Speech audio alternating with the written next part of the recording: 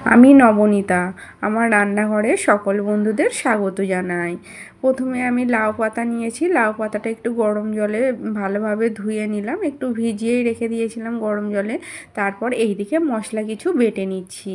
তার মধ্যে আছে সাদা সরিষা, কালো সরিষা, জিরা, টক দই দিচ্ছি। এরপর নারকেল কুড়ানো, সেটাও এর মধ্যে দিয়ে দেব। সব কিছু মশলা মানে যেসব এখানে আমি ব্যবহার করব সবই আমি এর মধ্যে দিয়ে দেব। তার মধ্যে আছে দুটো কাঁচা লঙ্কা, একটু লঙ্কা গুঁড়ো আর একটু হলুদ গুঁড়ো। লঙ্কাটা তোমরা ঝাল বুঝিয়ে দিয়ে লবণটাও এর মধ্যে দিয়ে দিলাম। তারপরে এটা আমি বেটে রেখে দিলাম। এইদিকে রুই মাছ নিয়েছি 4 পিস, একদম টাটকা রুই মাছটা। তার মধ্যে লবণ হলুদ দিয়ে দিচ্ছি আর একটা লেবুর রস দিয়ে দিচ্ছি। এবারে এগুলো দিয়ে আমি খুব ভালোভাবে মাছটার মধ্যে মাখিয়ে নেব। এরপর মশলা যেটা বেটে রেখেছিলাম সেটা এর মধ্যে দিয়ে দিলাম, দিয়ে ওপর থেকে একটু সরিষার তেল দিয়ে দিলাম।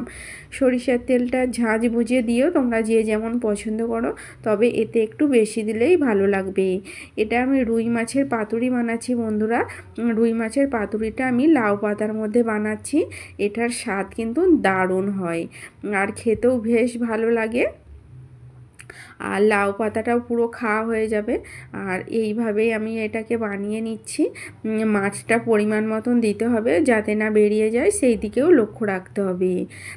এবারে আমি তো দিয়েছিলাম এক সাইডে, আর একটু মাঝখানে আমি সরিয়ে নিচ্ছি যাতে মানে না বেরিয়ে যায়।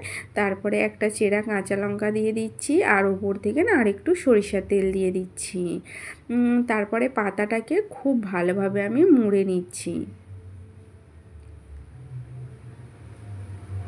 একটু সাবধানেই এই কাজটা করে নিতে হবে যাতে মশলাটা না বেরিয়ে যায়, সেই দিকেও খেয়াল রাখতে হবে। এই যে আমি এইভাবে চারিদিকটা মুড়ে নিচ্ছি। তারপরে আমি একটা সুতো নিলাম, সুতো দিয়ে চারিদিকটা আমি বেঁধে নেব।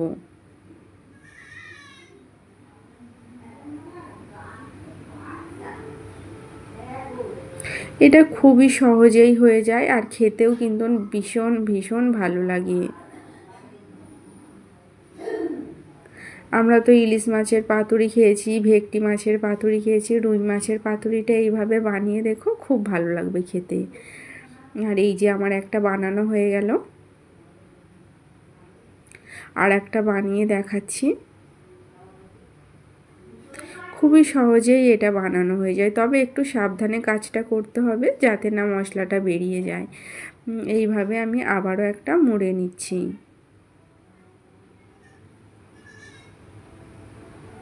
এইভাবে এক এক করে আমি সবগুলোই বানিয়ে নেব। লাউ পাতাটাও একদম নরম, গরম জলে যেহেতু ভিজিয়ে রেখেছিলাম সেই জন্য একটু দাগ হয়ে গিয়েছিল। তারপরে এইদিকে কড়াই বসিয়ে দিয়েছি কম আছে। তারপরে এক এক করে পাতার মধ্যে যে মাছগুলো দেওয়া আছে সেটা আমি এর মধ্যে দিয়ে দিলাম। দিয়ে এবারে একটু ঢেকে দিচ্ছি যাতে পাতাটা আর মাছটা খুব ভালোভাবে সেদ্ধ হয়ে যায়। এটা 2-3 বার খুলে উল্টে পাল্টে একটু নেড়ে চেড়ে দেবো। তারপর সুন্দরভাবে ভাজা হয়ে যাবে, দেখে বোঝাই যাবে। আর এই অবস্থায় এটাকে তুলে নেব। এটা কিন্তু গরম গরম অবস্থাতেই খেতে হবে আর গরম গরম ভাতের সাথে খেতে হবে, দারুণ লাগবে খেতে। আর কিছুই লাগবে না মানে এটা থাকলে। আর এই যে একটু খুলে দেখিয়ে দিই, দেখো কতটা ভালোভাবে এটা সেদ্ধ হয়ে গেছে আর পাতাটাও কিন্তু ভাতে মাখিয়ে খাওয়া হয়ে যাবে।